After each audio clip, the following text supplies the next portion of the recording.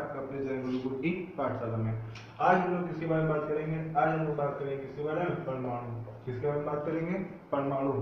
परमाणु होता है क्या है, इसकी संरचना कैसी होती है, इन सब के बारे में। परमाणु किसे कहते हैं? परमाणु वह होता है पदार्थ के बनने में, पदार्थ के बनने में छोटा सा छोटा कण, छोटा सा छोटा कण, छोटा सा छोटा कण जो भाग लेता है, छोटा सा छोटा कण जो भाग लेता है।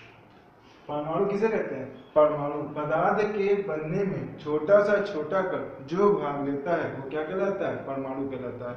पदार्थ के बनने में छोटे से छोटा, परमाणु में कितनी चीजें उपस्थित होती हैं? तीन चीजें उपस्थित होती है, इलेक्ट्रॉन, प्रोटॉन और न्यूट्रॉन। परमाणु में कितनी चीजें उपस्थित होती हैं? तीन, इलेक्ट्रॉन, प्रोटॉन और न्यूट्रॉन। ठीक है, तो हम इसकी संरचना की बात करते हैं।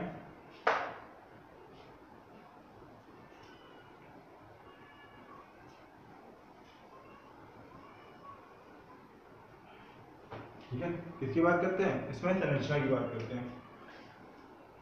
आपको पता है परमाणु में तीन चीजें होती हैं, ठीक है, इलेक्ट्रॉन, प्रोटॉन और न्यूट्रॉन होता है। इलेक्ट्रॉन, प्रोटॉन और न्यूट्रॉन। परमाणु जो होता है वो कैसा होता है? गोलाकार होता है। परमाणु कैसा होता है? गोलाकार। ऐसा माना गया कि परमाणु कैसा होता है? गोलाकार होता है।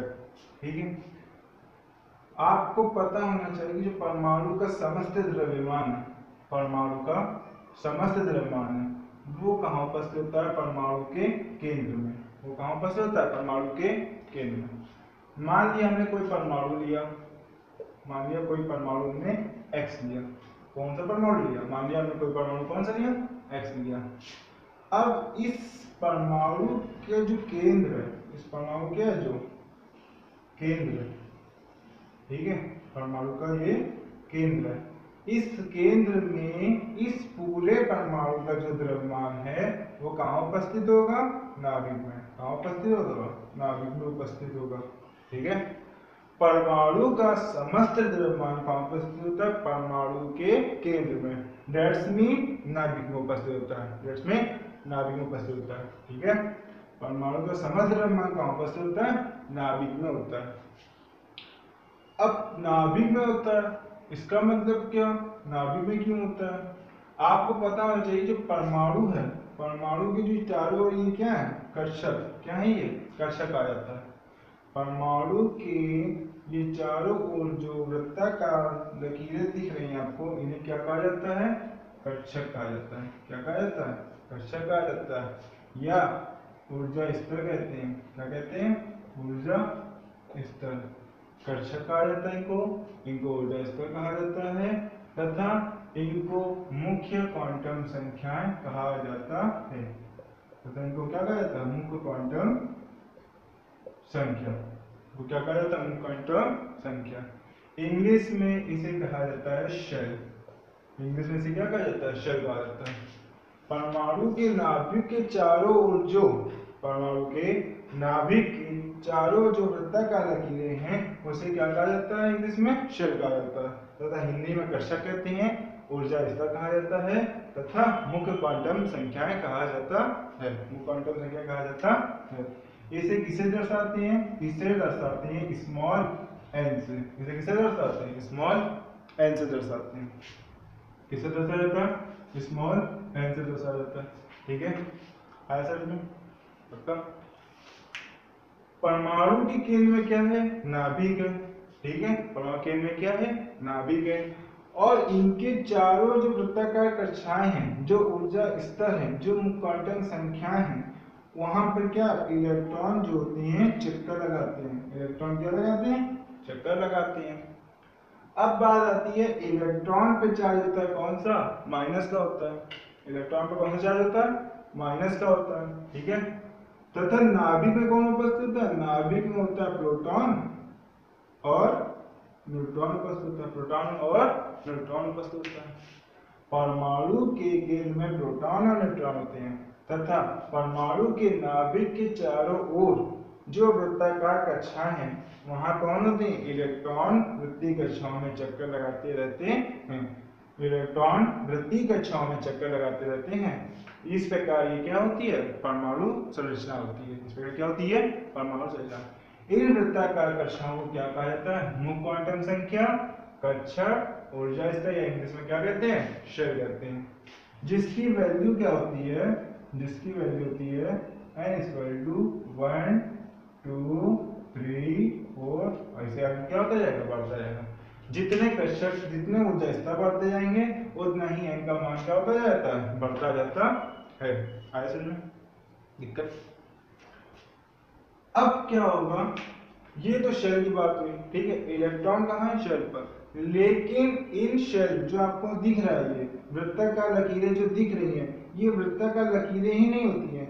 इन वृत्ताकार लकीरों में भी क्या होते हैं, उपकर्षक होते हैं, ठीक है।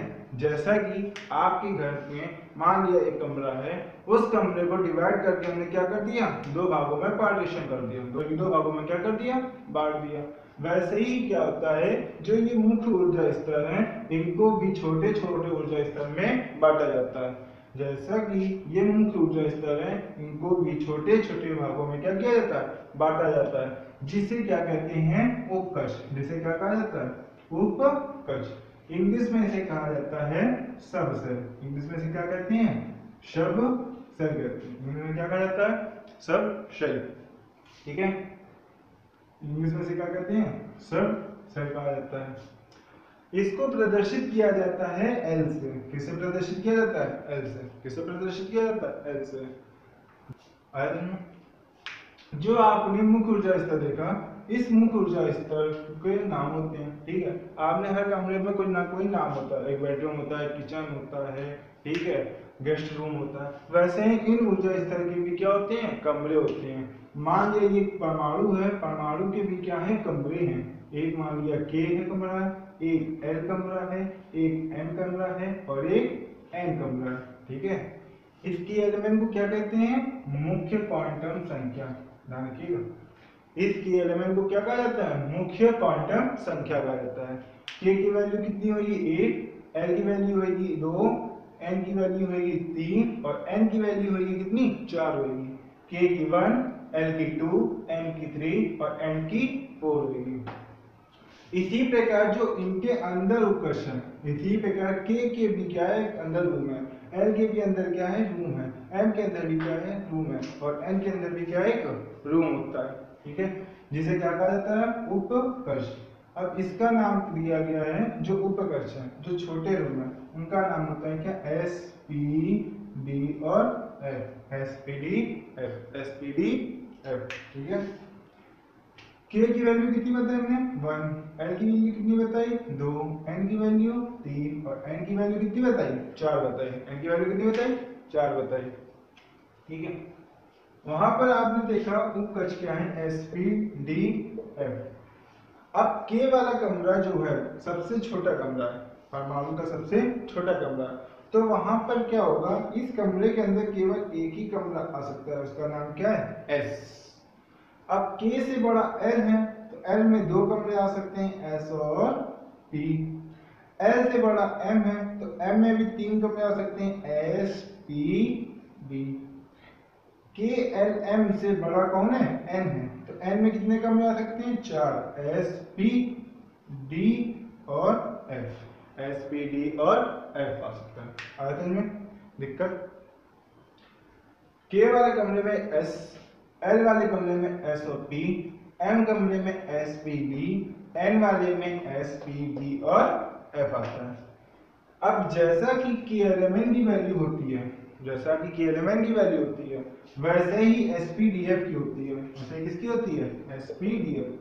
S की वैल्यू होती है 2, P की वैल्यू होती है 6, D की वैल्यू होती है 10 और F की कितनी होती है, 14। F की कितनी होती है, 14। मतलब क्या है, 2, 6, 10, 14 से। इसका मतलब होता है S वाले कक्षक में कितने इलेक्ट्रॉन आ सकते हैं, 2। P वाले कक्षक में कितने इलेक्ट्रॉन आ सकते हैं, 6। D वाले कक्षक में कितने इलेक्ट्रॉन आ सकते हैं, 10। और F वाले कक्षक में कितने इलेक्ट्रॉन आ सकते हैं, 14 आ सकते हैं। S उपकक्षक में 2, P उपकक्षक में 6, D उपकक्षक में 10 और F उपकक्षक में कितने आ सकते हैं, 14 इलेक्ट्रॉन आ सकते हैं। मतलब क्या हुआ, इलेक्ट्रॉन जो होता है K एलिमेंट में नहीं भरा जाता, इलेक्ट्रॉन कहाँ भरा जाता है, SPDF। इलेक्ट्रॉन कहाँ पर जाता है? sp-df में। अब इलेक्ट्रॉन sp-df में भरेगा तो ऑफकोर्स किस में भरेगा? वो केमिकल में भरेगा। ठीक है, तो हम क्या कहते हैं कि इलेक्ट्रॉन जो होते हैं वो कहाँ होते हैं? sp-df में। जैसा कि कोई आपके यहाँ घर में आता है मेहमान, तो वो कहाँ जाता है? कमरे में जाता है। कहाँ जाता है? वो कमरे में रुकता है। यही होता है कि नहीं होता? तो हम लोग क्या कहते हैं कि आज ये मेहमान इनके घर में आया है, तो आज कोई मेहमान इनके घर में आया है। ठीक है, मेहमान कहाँ है? घर में आया है। मेहमान कहाँ है? घर। लेकिन रुका कहाँ पर है? घर के एक कमरे में रुका है। घर के कहाँ रुका? कमरे में। वैसे ही जो इलेक्ट्रॉन है आया कहाँ है? के में, एल में, एम में और एन में, लेकिन रुका कहाँ पर है? एस, पी, डी और एफ में। लेकिन इलेक्ट्रॉन रुका कहाँ है? एस, पी, डी और एफ में। ठीक है, जैसा हमने कहा है कि जो होते हैं परमाणु के चारों ओर वृत्तीय कक्षा होती है, ये उनकी भी संरचनाएं अलग अलग होती हैं। sp-df की संरचनाएं क्या होती हैं? अलग अलग होती हैं। ठीक है, लेकिन हम ऊपरी तौर से यदि बात करें तो जो पदार्थ के चारों ओर कक्षाएं होती हैं वो कैसी होती हैं? वृत्तीय होती हैं। कैसी होती हैं? वृत्तीय। जब आप आगे पढ़ोगे तो वहां पर भी आपको पता चलेगा कि s का कैसी संरचना होती है, p की कैसी होती है, d की कैसी होती है और f की कैसी होती है। आया समझ में? दिक्कत? चले आगे, एक बार रिवाइंड कर दें। परमाणु क्या होता है? परमाणु वह होता है जो पदार्थ के बनने में छोटा से छोटा कण भाग लेता है। परमाणु क्या होता है? जो पदार्थ के बनने में छोटा से छोटा कण भाग लेता है। ठीक है, परमाणु की संरचना की बात करें तो परमाणु में तीन चीजें उपस्थित होती हैं, इलेक्ट्रॉन, प्रोटॉन और न्यूट्रॉन। परमाणु की तीन चीजें उपस्थित होती हैं, इलेक्ट्रॉन, प्रोटॉन और न्यूट्रॉन। परमाणु के केंद्र में क्या उपस्थित होता है? नाभिक उपस्थित होता है। परमाणु के केंद्र में क्या उपस्थित होता है? नाभिक उपस्थित होता है। मतलब परमाणु का जो समस्त द्रव्यमान, परमाणु का जो समस्त द्रव्यमान है वो कहाँ होता है? इस नाभिक में उपस्थित होता है। कहाँ उपस्थित होता है? नाभिक में उपस्थित होता है। और उस नाभिक में क्या होते हैं? प्रोटॉन और न्यूट्रॉन होते हैं। उस नाभिक में कौन होते हैं? प्रोटॉन और न्यूट्रॉन होते हैं। तथा जो इलेक्ट्रॉन होती हैं परमाणु के वृत्तीय कक्षाओं में क्या लगाते रहते हैं? चक्कर लगाते रहते हैं। वृत्तीय कक्षाओं में चक्कर लगाते रहते हैं। इन कक्षाओं को क्या कहा जाता है? कक्षक कहते हैं, ऊर्जा स्तर कहा जाता है, मुख्य क्वांटम संख्या कहा जाता है, या इंग्लिश में से कहते हैं शेल। इंग्लिश में क्या कहते हैं? इसे शेल कहा जाता है। ठीक है, जिसे किससे दर्शाया हमने? के, एल, एम और एन से दर्शाया। के की वैल्यू कितनी होती है? 1, एल की वैल्यू 2, एम की वैल्यू 3 और एन की वैल्यू कितनी होती है? 4 होती है। एन की वैल्यू कितनी होती है? 4। अब इस जो बड़े बड़े वृत्तीय कक्षाएं हैं, जो बड़ी बड़ी वृत्तीय कक्षाएं, वृत्तीय कक्षाओं में भी क्या पाए जाते हैं? एक उपकक्षक पाए जाते हैं। क्या पाए जाते हैं? उपकक्षक, जिसे क्या कहा जाता है? सबसेल। जिसे क्या कहा जाता है? सबसेल कहा जाता है, जिसका नाम क्या है? एस, पी और D, F. S, P, D और एफ। एस में अधिकतम इलेक्ट्रॉनों की संख्या कितनी होती है? 2। डी में अधिकतम इलेक्ट्रॉनों की संख्या होती है 10। पी में अधिकतम होती है 6 और एफ में अधिकतम कितनी होती है? 14 होती है। एफ में अधिकतम कितनी होती है? 14 होती है। ठीक है, तो हम इसका मतलब क्या हुआ? जो परमाणु है, मतलब कि जो परमाणु के इलेक्ट्रॉन हैं वो कहाँ जाते हैं? वो जाते हैं सबसेल में। कहाँ जाते हैं? सबसेल में। तो ये कहा जाएगा जो परमाणु के इलेक्ट्रॉन है वो कहाँ जाते हैं? सबसेल में, ना कि एलिमेंट में रखते हैं। जो आपके यहाँ मेहमान आते हैं वो घर के कमरे में रुकते हैं, ना कि घर में रुकते हैं। घर तो नहीं, घर में वो आए और आपने बाहर रोक दिया, वहीं खड़े रहो, अंदर ना जाओ। ऐसा तो होता नहीं। ऐसा होता है? नहीं होता ना। तो मतलब क्या, मेहमान आपके यहाँ आया, आपने उसे गेस्ट रूम में रुकने के लिए कहा, स्टे करने के लिए कहा। ठीक है, तो वैसे ही इलेक्ट्रॉन जो आते हैं परमाणु में, पदार्थ में, वो क्या करता है? कहता है कि कहाँ रुको? सबशेल में रुको। कहाँ रुको? सबशेल। जब वो सबशेल में रुकेगा तो ऑफकोर्स वो कहाँ जाएगा? के एलिमेंट में। कहाँ जाएगा वो? के एलिमेंट में। ठीक है, तो ये कहा जाएगा कि इलेक्ट्रॉन कहाँ भरते हैं? सबशेल में भरा जाता है। कहाँ भरा जाता है? सबशेल में भरा जाता है। आया समझ में? कंफ्यूजन किसी को? नहीं? इसमें किसी को नोट करना हो नोट कर ना।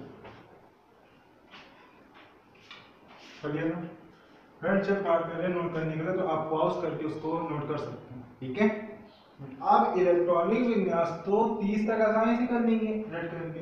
इलेक्ट्रॉनिक विन्यास जो है आप उनको 30 नंबर तक तो आसानी से रट सकते हैं, लेकिन जैसे जैसे आप 30 के ऊपर बढ़ते जाएंगे आपकी प्रॉब्लम क्या हो जाएगी? क्रिएट होती जाएगी। जैसा कि सोडियम का यदि आपको परमाणु का सोडियम परमाणु का मान कितना होता है? सोडियम परमाणु का मान होता है 11। तो अगर जिस बंदे को रटा वो कितना लिख देगा, 2 8 1 लिख देगा, 2 8 1, 2 8 1 लिख देगा। ठीक है। अगर मान लिया मैग्नीशियम की बोल दे, मैग्नीशियम परमाणु का मान कितना होता है, 12 होता है, तो आप लिख दो 2 8 2। ये तो आपको क्या रटने वाला तरीका, 2 8 1 2 8 2। ठीक है। अब लेकिन हम यहाँ पे बोल दें 31 का इलेक्ट्रॉनिक कॉन्फ़िगरेशन करो, इलेक्ट्रॉनिक कॉन्फ़िगरेशन करो, तो आपको क्या हो जाएगा, फिर आपको सोचना पड़ेगा। ठीक है। जिस बंदे को रटा होगा वो तो लिख देगा, लेकिन बहुत लोग रटने वाले भी क्या कर देते हैं, गलत कर देते हैं। तो इस गलती को सुधारने के लिए सबसे अच्छा तरीका क्या होता है इलेक्ट्रॉनिक कॉन्फ़िगरेशन का, आप बाहु नियम से करो। किस नियम से, आप बाहु नियम से करो। ठीक है। इलेक्ट्रॉनिक कॉन्फ़िगरेशन करने का सबसे अच्छा तरीका क्या होता है, आप बाहु नियम के अनुसार करो। तब आप बाहु नियम को आप सीख लेंगे तो ये आपके लिए क्या हो जाएगा, बहुत ही आसान हो जाएगा। तो अब जितने भी अगर आपके नंबर है, चाहे 32 का करो, चाहे 34 का करो, चाहे 50 का करो, आपके लिए क्या हो जाएगा, बड़ा आसान हो जाएगा। ठीक है। तो हमेशा इलेक्ट्रॉनिक विन्यास जब भी दिया जाए तो आप किसके अनुसार करें, आप बाहु नियम के अनुसार। किसके अनुसार करें, आप बाहु नियम के अनुसार। ठीक है। अब आप बाहु नियम होता क्या है उसकी बात करते हैं, आप बाहु नियम क्या होता है। चलिए,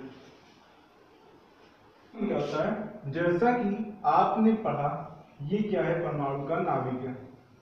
ठीक है। इसके चारों ओर क्या है, वृत्तीय कक्षाएं हैं, पढ़ा आपने। यहाँ कौन होता है, के, यहाँ कौन होता है, एल, यहाँ एम, यहाँ एन, होता कि नहीं होता। ठीक है। फिर आपने क्या पढ़ा, इसके अंदर भी क्या होते हैं, उपकर्षक होते हैं, इसके अंदर भी क्या होते हैं, उपकर्षक। के में क्या होता है, एस, एल में क्या होता है, एस और पी, एम में क्या होता है, एस पी डी, और एन में क्या होता है, एस पी डी और एफ। ऐसे आगे बढ़ते जाओ तो बढ़ता है। ठीक है। अब हमने आपसे बोला था कि जो एस में इलेक्ट्रॉन है वो अधिकतम इलेक्ट्रॉन कितने आ सकते हैं, वो अधिकतम इलेक्ट्रॉन 2 आ सकते हैं। ठीक। पी में अधिकतम इलेक्ट्रॉन की संख्या कितनी हो सकती है, 6 हो सकती है। ठीक है। डी में अधिकतम इलेक्ट्रॉन की संख्या कितनी हो सकती है, 10, और एम में अधिकतम इलेक्ट्रॉन की संख्या कितनी हो सकती है, 14 हो सकती है। यही कहा था। ठीक है। एस में अधिकतम इलेक्ट्रॉन कितने हो सकते हैं, 2, पी में अधिकतम इलेक्ट्रॉन कितने हो सकते हैं, 6, डी में अधिकतम 10, और एम में अधिकतम कितने हो सकते हैं, 14 हो सकते हैं। अब बात आती है एसपीडीएफ को सुव्यवस्थित करा जाए जिससे मेरा इलेक्ट्रॉनिक कॉन्फ़िगरेशन क्या हो जाए, सही हो जाए। तो इसको सही क्रम में लिखने के लिए क्या करेंगे, देखिए यहां बना दे रहे,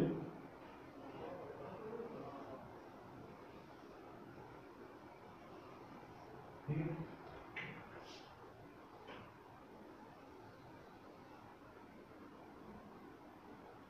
यहाँ पर क्या है, के एल एम एन। ठीक। के की वैल्यू कितनी बताई थी, 1, एल की वैल्यू 2, एम की वैल्यू 3, एन की वैल्यू 4। ठीक। यहाँ पर एस है, यहाँ एस ओ पी है, यहाँ एस पी डी है, यहाँ एस पी डी है, एस पी डी है। एस में एक है, यहाँ पर क्या लिखेंगे हम, 1 एस किस में आया, के में, के की वैल्यू कितनी है, 1 है। एस और पी किस में आया, दूसरे में, इसकी वैल्यू क्या हो जाएगी, 2s और 2p। एस पी और डी किस लूप में आ रहा है, तीसरे वाले लूप में, तो 3s 3p और 3d। एसपीडीएफ किस में आ रहा है, चौथे वाले लूप में, तो 4s 4p 4d और 4f, 4s 4p 4d और 4f आ रहा है। ठीक है। अब इसको सही क्रम में व्यवस्थित किया जाए तो बाहु का नियम क्या होता है, बाहु नियम होता है आपका,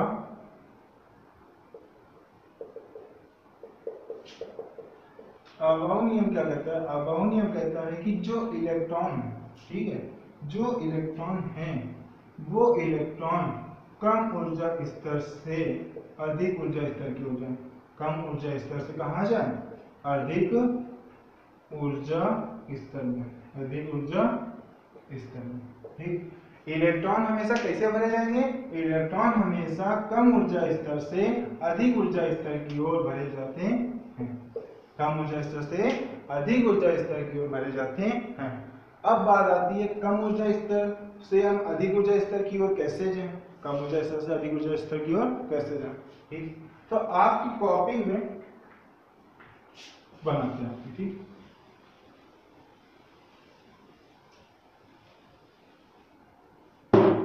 आपकी कॉपी में ऐसी लकीरें बनी हुई हैं, बनी होगी सबकी, बनी है ना। तो आप उस लकीरों में क्या करोगे, यहाँ पर लिखोगे एस, ठीक, एक लकीर छोड़ने पर दूसरी लकीर में लिखोगे एस और पी, ठीक, एक छोड़ोगे फिर क्या लिखोगे एस पी डी, ठीक, फिर एक लकीर छोड़ोगे क्या लिखोगे एस पी डी और एफ, ठीक है। अब ये वाला एस जो है पहले किस में आता है, के वाले क्वेश्चन, तो इसका क्या नाम होगा 1s। अब दूसरा कौन सा आ रहा था, एल आ रहा था, दूसरा कौन सा आ रहा था एल, एल की वैल्यू कितनी थी 2, 2s और 2p। फिर कौन आ रहा था, एम आ रहा था, एम की वैल्यू कितनी थी 3, तो 3s 3p और 3d। अगला कौन आ रहा था, एन आ रहा था, एन में क्या थी वैल्यू 4s 4p 4d और 4f, ठीक है ऐसे में। अब क्या करते हैं, इनको हमें करना क्या है, कम ऊर्जा स्तर से अधिक ऊर्जा स्तर की ओर पहुंचाना है, कम ऊर्जा स्तर से अधिक ऊर्जा स्तर की ओर पहुंचाना है। तो क्या करेंगे, इसमें आप एक गोला लगा दो, इसमें क्या लगा रहे आप, गोला लगा रहे ऐसे,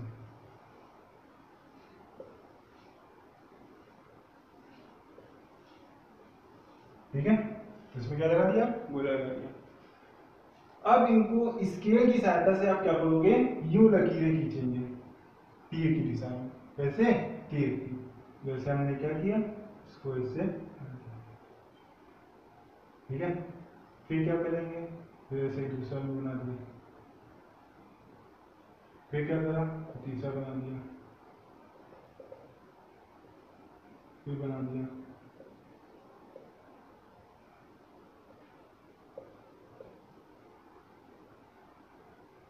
अब देखिए यहाँ पर लाइन छोटी, सॉरी यहाँ पे लाइन छोड़ी, अब कौन आएगा 4s के बाद 5s आएगा, 5s 5p 5d 5f, ठीक, तो ये 5s किस में आएगा, यहाँ पे आएगा, ठीक। अब फिर इसको करो आगे,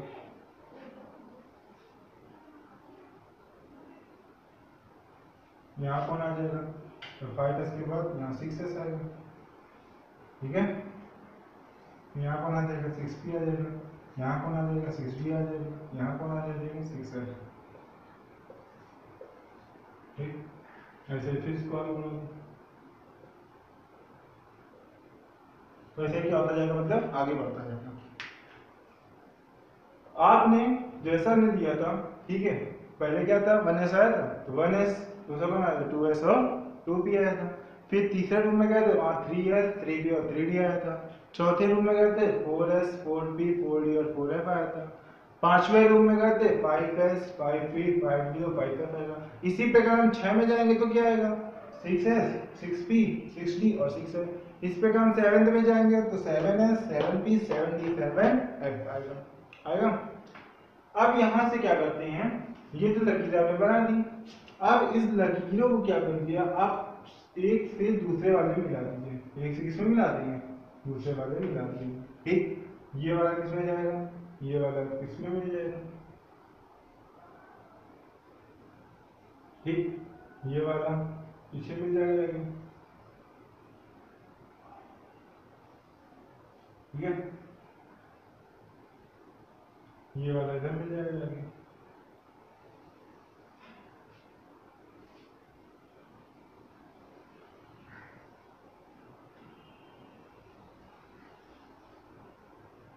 इस प्रकार क्या होता जाएगा, मिलता जाएगा।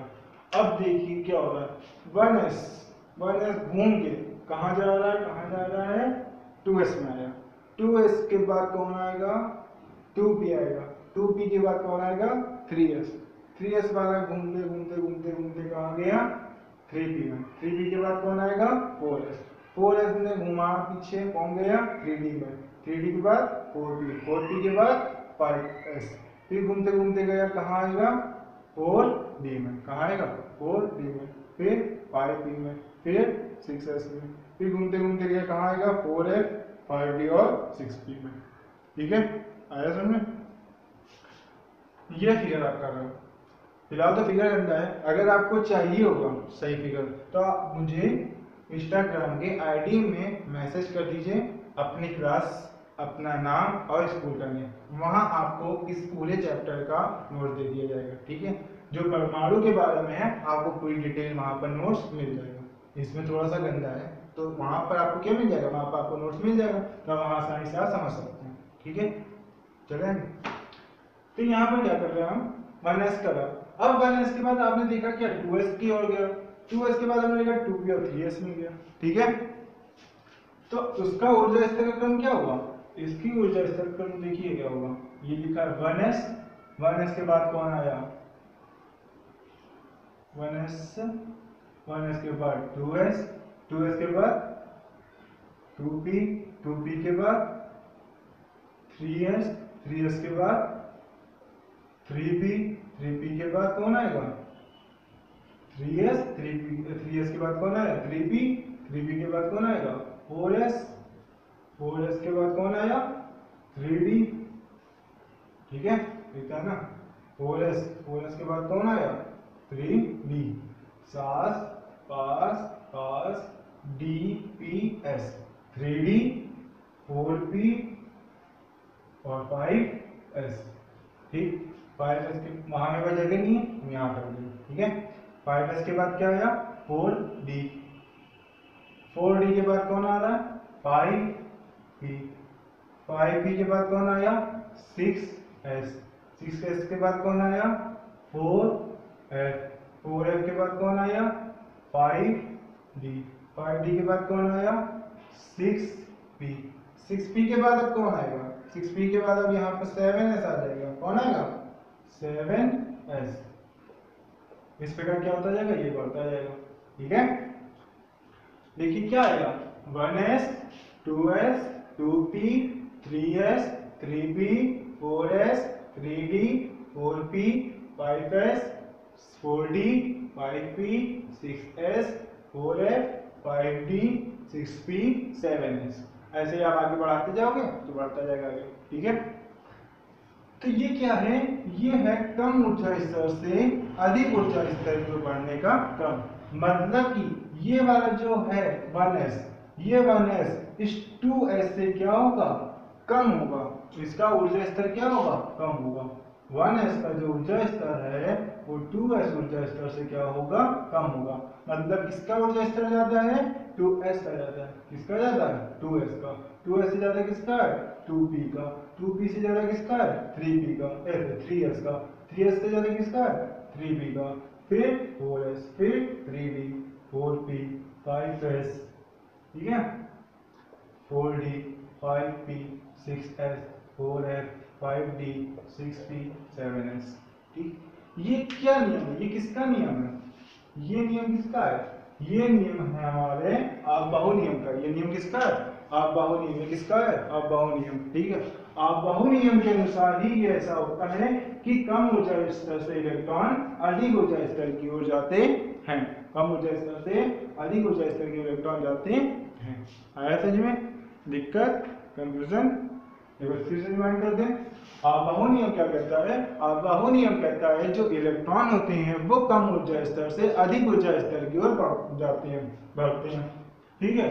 तो हम जो आपकी कॉपी में लाए उस हिसाब से आप ये क्या कर लोगे, पहले आया था 1 ये आया था के में एक ही एस था तो 1s लिखा, फिर हम किसमें क्या एल में 2 लोग थे एस और पी तो 2op लिख दिया, फिर एम में 3 लोग थे तो 3s 3p 3d लिख दिया, एन में 4 लोग थे, एन में क्या था 4 वैल्यू भी थी और 4 लोग भी थे 4s 4p 4d और 4f। इस प्रकार आगे बढ़ते जाएंगे तो क्या होती जाएगी सेल की संख्या बढ़ती जाएगी, सेल की संख्या बढ़ती जाएगी तो उपसेल की संख्या बढ़ती जाएगी, ठीक है। उस प्रकार हमने क्या कर दिया इसको कम ऊर्जा स्तर से अधिक ऊर्जा स्तर की ओर हमने लिख दिया, ठीक है। आया समझ में। ये किसी को बनाना हो या इसमें किसी को भी कुछ नोट करना हो तो नोट कर सकते हैं पॉज करके, ठीक है। चलिए फिर आगे चलते हैं, आगे एग्जांपल के माध्यम से आपको बताते हैं।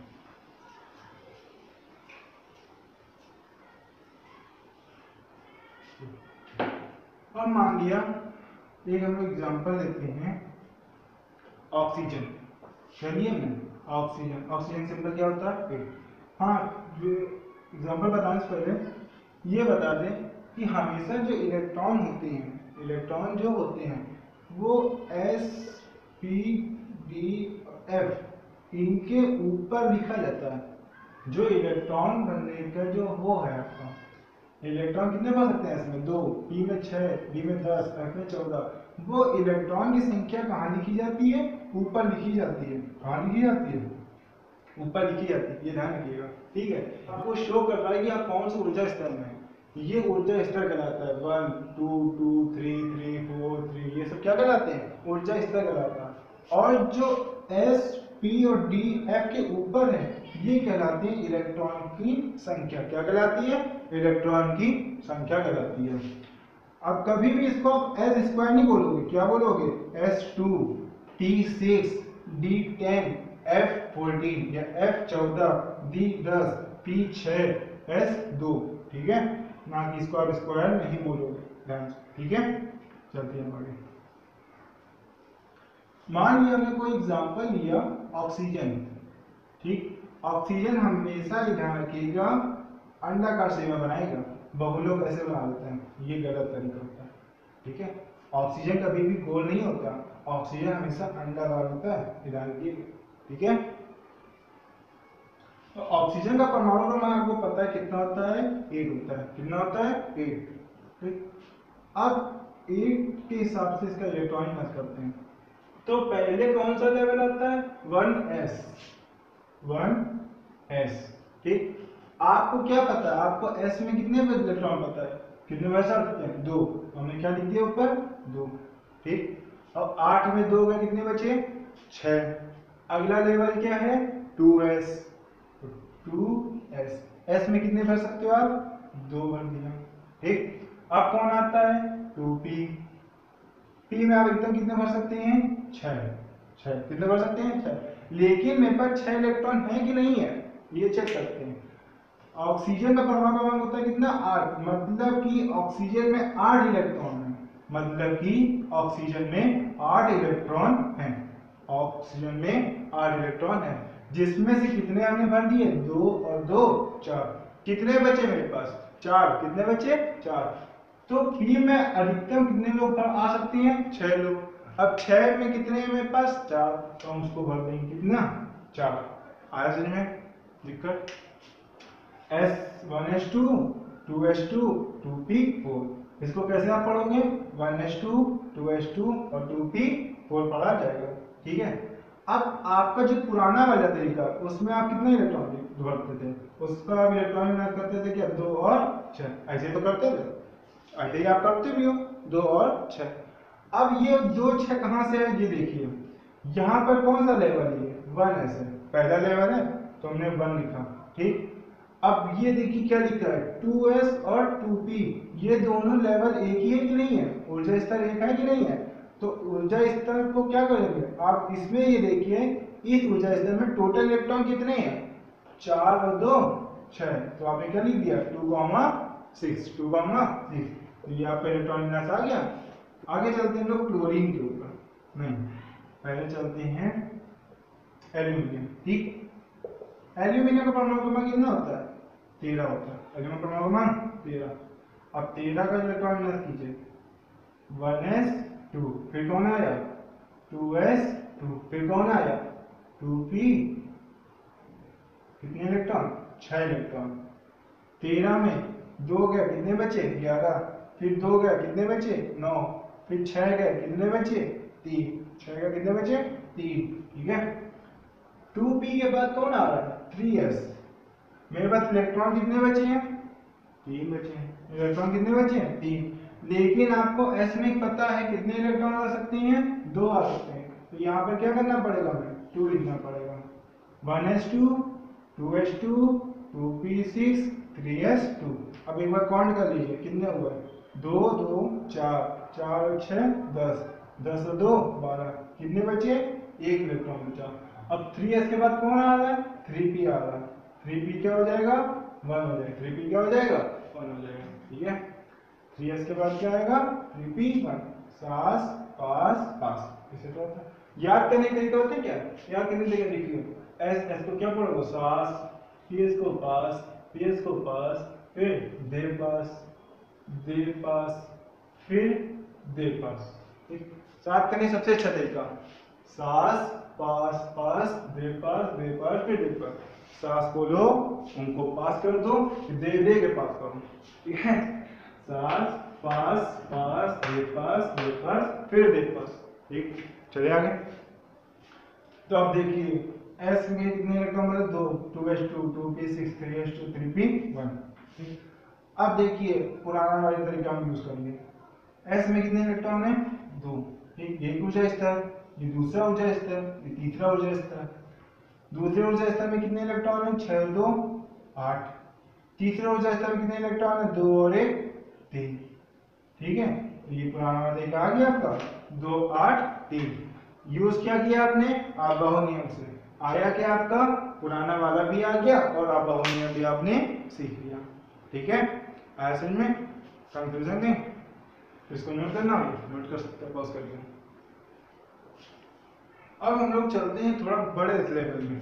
ठीक, अभी तक छोटी मोटी बात। अब हम लोग बात करेंगे किसकी? बड़े की। आयरन। आयरन का परमाणु कितना होता है? 26। कितना होता है? 26 होता है। ठीक, प्रति इलेक्ट्रॉन मास पहले कौन आता है?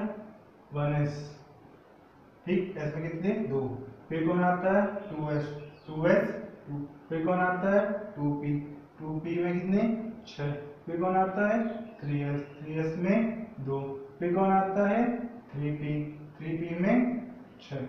गिन लेते हैं 2 और 2 4, 4 और 6 10, 10 और 2 12, 12 और 6 18। ठीक, अभी और बढ़ सकते हैं आप। 3p कितना होगा? 6। फिर क्या आता है? 4s 2। फिर कौन आता है? 3d। ठीक, d में एकदम कितने इलेक्ट्रॉन पा सकता हूँ? 10। गिन लेते हैं बच्चे कितने मेरे पास है? 2 और 2 4, 4 और 6 10, 10 और 2 12, 12 और 6 18, 18 और 2 20। ठीक, बच्चे कितने मेरे पास? 6। कितने बच्चे? 6। डी में आप एकदम कितने पा सकते हो? 10। यहाँ बच्चे कितने मेरे पास? 6 लिख दिया। ठीक है, तो 1s2 2s2 2p6 3s2 3p6 4s2 और 3d6। अब इसका लेवल देखते हैं पुराना वाला। पहले बार कितने हैं? 2। दूसरे वाले ऊर्जा स्तर में 6 और 2 8। तीसरे वाले ऊर्जा स्तर में 3s। देखो ये 3 है, ये 3 है, बाकी अब ये क्या आ गया? इधर 3 आया, तो आप इसको नहीं करोगे, आप 3 वाले को ही गिनोगे हमेशा। ठीक है, 3s2 3p6 और 3d6। तो कितने इलेक्ट्रॉन होंगे? 2 6 8 8 और 6 14, 8 6 14 और आखिर कितना आया? 2 आया। आखिर कितना आया? 2। तो इसका पुराना तरीका करेंगे तो कितना आएगा? इसके पुराने वाले तरीके में आएगा 2 6 2 8 6 2 8 2 6 8 8 और 6 14। क्या बचा? 2। ठीक, अब ये तरीका आप अगर वो वाले तरीके से करते, रटने वाले तरीके से, तो आप कहीं ना कहीं गलत हो जाते हैं। लेकिन आपने आबाहु नियम के अनुसार यूज करके क्या कर दिया? 2 8 14 2 कर दिया। ठीक है, इसमें भी एजेप्शन होते हैं, अपवाद होते हैं आबाहु नियम से, लेकिन बहुत ही कम होते हैं। बहुत ही क्या होते हैं? कम होते हैं। तो जब आगे आप बढ़ोगे तब सीख लोगे। फिलहाल 9th और 10th में आपको कोई ऐसा अपवाद नहीं आएगा, केवल क्रोमियम को छोड़ के 1-2 परमाणु हैं जिनमें क्या आता है? थोड़ा अपवाद आता है, वो आगे क्लियर कर देंगे जब चैप्टर पढ़ाएंगे। ठीक है, अभी यहाँ तक आया आपको? नोट कर सकते हैं, नोट कर लीजिए।